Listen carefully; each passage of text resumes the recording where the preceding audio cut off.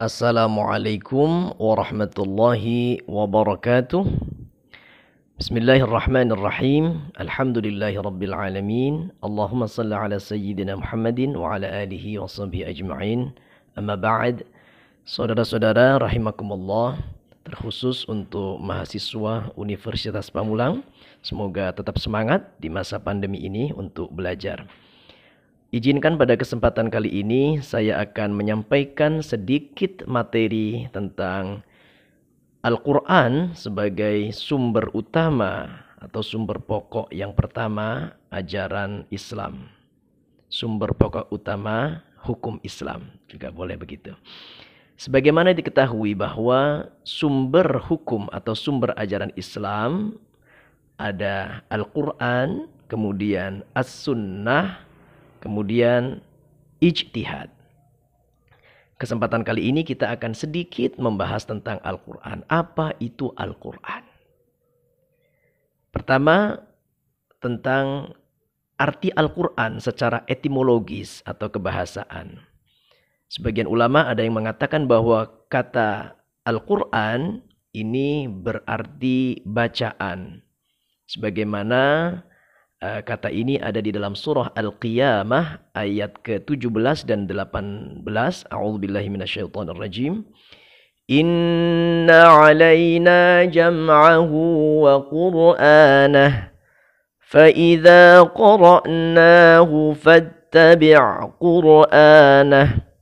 Sungguh kami yang akan mengumpulkan Al-Quran dan membacakannya. Fa idza qara'nahu, maka apabila telah kami bacakan, fattabi' qur'anahu. Fattabi' qur'anah. Maka ikutilah bacaannya itu. Jadi disinilah sebagian ulama mengartikan secara etimologi Al-Quran ini berarti bacaan. Selanjutnya secara terminologis atau secara istilah, ya, Al-Quran adalah kalam Allah atau firman Allah yang diturunkan kepada Nabi Muhammad sallallahu alaihi wasallam, ditulis di dalam mushaf dari mulai surat Al-Fatihah sampai dengan surah An-Nas, yang sampai kepada kita secara mutawatir. Membacanya bernilai ibadah, dan ini merupakan mukjizat, ya, bagi Nabi Muhammad yang terbesar. Inilah terminologis Al-Quran. Mari kita coba fahami satu persatu terkait terminologis Al-Quran, sehingga menjadi faham adanya. Jadi Al-Quran adalah kalam Allah. Maka kita harus betul-betul faham bahwa Al-Quran itu betul-betul pure kalam Allah, firman Allah. Bukan sabda Nabi Muhammad. Bukan perkataan malaikat Jibril alaihissalam. Bukan perkataan para sahabat atau yang lainnya. Jadi Al-Quran yang ada saat ini betul-betul merupakan kalam Allah subhanahu wa ta'ala. Dari dulu hingga sekarang ini terjaga kalam Allah. Kemudian diturunkan kepada Nabi Muhammad sallallahu alaihi wasallam. Bukan kepada Nabi Ibrahim, Nabi Musa, Nabi Dawud atau Nabi Isa. Jadi Al-Quran ini adalah wahyu Allah, kalam Allah yang diturunkan kepada Nabi Muhammad yang kemudian disampaikan kepada umatnya. Kemudian Al-Quran ditulis ke dalam mushaf. Sebagaimana kita tahu pada mushaf yang ada saat ini, ya mushaf, ya contohnya ini ada mushaf ini. Nah, kebetulan saya ada mushaf. Nah ini, ya Al-Quran yang ditulis di mushaf ini, ya ini dari surah Al-Fatihah sampai dengan surah An-Nas. Jumlahnya ada 114 surah. Kalau di Al-Quran kita jumlah ayatnya ada 6.236. Perlu dipahami bahwa ulama di dalam menghitung jumlah ayat Al-Quran berbeda-beda. Ya, kita mengikuti ya jumlah ayat 6.236. Nanti ada ulama lain seperti Madani awal 6.217, Madani akhir 6.214, dan nanti ada lagi yang lain. Baik, sekarang kita lanjutkan tentang terminologis Al-Quran ya dalam memahaminya. Kemudian sampai kepada kita secara mutawatir. Apa itu arti mutawatir? Ya, mutawatir ini bisa diartikan Al-Quran diriwayatkan sampai kepada kita oleh para periwayat yang jumlahnya sangat banyak dari generasi ke generasi. Generasi sahabat, generasi tabi'in, generasi tabi'at tabi'in, sampai dengan generasi kita. Al-Quran diriwayatkan oleh banyak orang ya, yang tidak mungkin orang yang jumlahnya banyak ini bersepakat untuk berdusta. Jadi sampai kepada kita betul-betul masih apa adanya.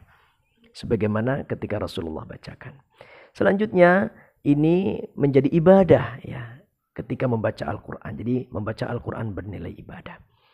Baik, ini Al-Quran. Jadi Al-Quran turun kepada Nabi Muhammad pada 2 periode. Periode Makkiyah dan periode Madaniyah.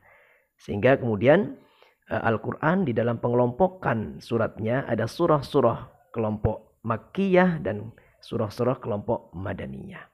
Surah Makkiyah adalah surah-surah yang turun pada periode Makkah ketika Nabi belum hijrah ke Madinah. Kemudian surah-surah Madaniyah adalah golongan surah yang turun setelah Nabi hijrah ke Madinah. Selanjutnya penamaan Al-Quran. Ada banyak nama. Ya.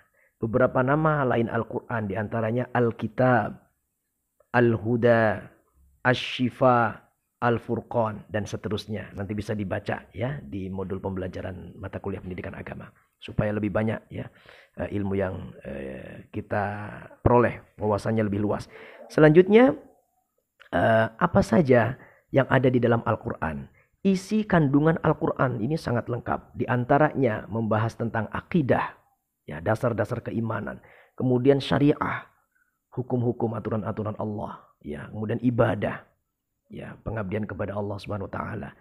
Selanjutnya ada akhlak. Selanjutnya isi kandungan Al-Quran ada sejarah masa lalu. Ya, bagaimana sejarah tentang Fir'aun, kaumnya nabi yang lalu ya, Nabi Lut, Nabi Hud dan seterusnya ada dalam Al-Quran.